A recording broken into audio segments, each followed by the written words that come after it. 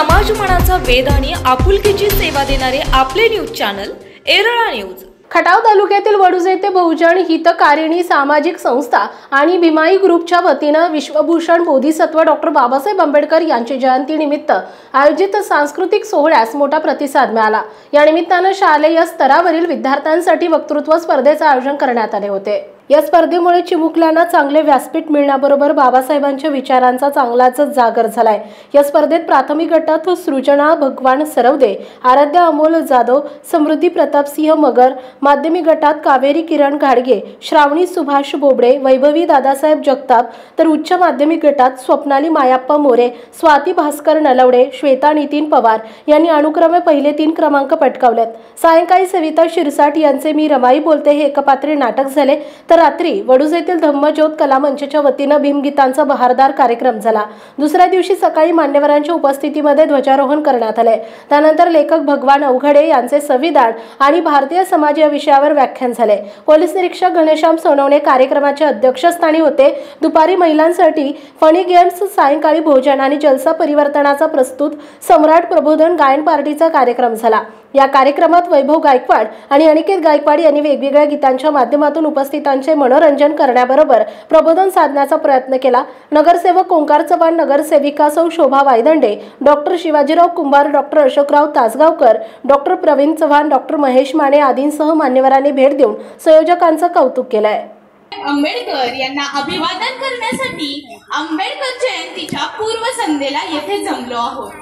खरं तर आंबेडकर जयंती हा दिवस भारतातल्या वेगवेगळ्या ठिकाणी समता दिवस, ज्ञान दिवस म्हणून देखील साजरा होतो।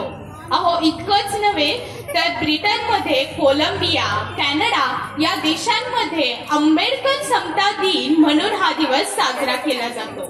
खरं तर डॉक्टर बाबासाहेब आंबेडकरांचा जन्म ज्या परिस्थितीत झाला तेव्हापासूनच त्यांना वेगवेगळ्या सामाजिक विषमतेला तोंड द्यावे लागले।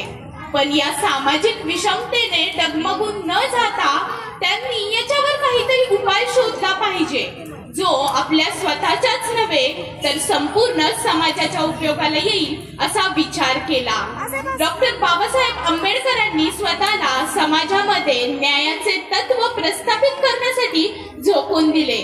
त्यांचं आयुष्य सोपं नव्हतंच। त्यांच्या आयुष्यामध्ये त्यांना अनेक संकटांना, अनेक अडचणींना मात द्यावी लागली। पण या सगळ्यांना तोंड देऊन शेवटी या भीमरावाचा प्रवास महामानवापर्यंत झालाच। करुण दिले आकाश, सर्वसामान्यांना झेप घेण्या खुले करुण दिले आकाश। वंदन करुणी महामानवास, वंदन करुणी महामानवास, सुरुवात करते मी माझ्या मनोगतास, सुरुवात करते मी माझ्या मनोगतास। आदरणीय व्यासपीठ, व्यासपीठावरील सर्व मान्यवर, तज्ञ परीक्षक, सुज्ञ मार्गदर्शक व सर्व रसिक श्रोते हो, तुम्हा सर्वांना माझा नमस्कार। मी श्रावणी सुभाष बोबडे आज एका महामानवाच्या विचारांची व स्मृतींची भावपुष्पे गुंफण्यासाठी मी तुम्हा सर्वांसमोर उभी आहे। एक महामानव म्हणजे नक्की होते तरी कोण? भारतीय राज्यघटनेचे शिल्पकार, तसेच स्वतंत्र भारताचे पहिले न्यायमंत्री, कायदा मंत्री, भारतरत्न महामानव डॉक्टर बाबासाहेब आंबेडकर यांचा जन्म महू या गावी झाला। भीमराव खऱ्या अर्थाने पृथ्वीच्या मोलाचे, कर्तृत्वाने हिमालयाच्या उंचीचे व ज्ञानाने व बुद्धीने सागराच्या खोलीचे एक रत्नच होते। सागर वाहत असलेल्या प्रवाहाची दिशा बदलणारा दिनदलितांचा कैवारी डॉक्टर बाबासाहेब आंबेडकर, ज्यांनी गुलामगिरीची साखळी मोडून स्वर्ण मुक्त केले, शिका संघटित आणि संघर्ष करा असा संदेश दिला।